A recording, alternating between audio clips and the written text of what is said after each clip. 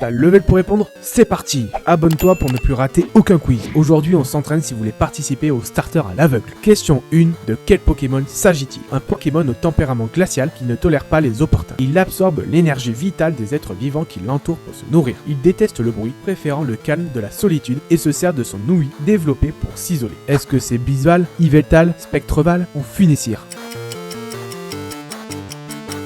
Eh oui, c'était Spectreval, le cheval légendaire spectre de Galar. Blizzval, c'est son jumeau de type glace. Même silhouette, même génération, mais comportement opposé. Question 2. Le long cheveu sur la tête de ce Pokémon est la preuve de son statut de roi. Son chant ressemble à un beuglement, mais il attire tout de même une foule de Ptitars et de Tétards. Plus son cheveu est long et bouclé, plus il est respecté parmi ses semblables. Est-ce Tartare, Tarpo, Prinplouf ou Lagronne? C'est Tarpo, le grand crapaud roi de la famille des Ptitars. Tartare, c'est le piège parfait. C'est aussi une évolution de Tétard, mais sans les cheveux de roi. Question 3. Ses yeux fonctionnent comme des radars et lui permettent de voir dans l'obscurité. Ils peuvent également envoyer des rayons très puissants. Son corps sécrète un poison redoutable. La nuit, il capture de petits Pokémon insectes attirés par la lumière. Est-ce que c'est Muciole, Mimitos, Coxy ou Paras?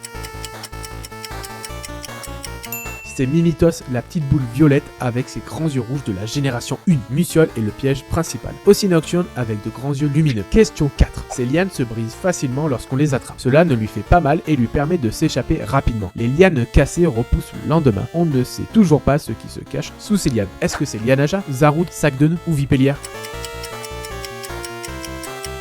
C'est Sac de Nœud, la petite boule de liane bleue dont on ne sait toujours pas ce qui se cache dessous. Lianaja et Vipellière sont des pièges visuels, ils ont aussi des lianes mais qui composent leur corps. Question 5. Il vit au plus profond des cavernes, comme la nourriture y est rare, il mord dans tout ce qui bouge pour essayer de le manger. Comme il ne voit rien, il examine les choses en les mâchouillant. S'il n'est pas habitué à quelqu'un, il peut le recouvrir de blessures. Est-ce que c'est Drabi, Greyknoth, Soloshi ou Nosferapti?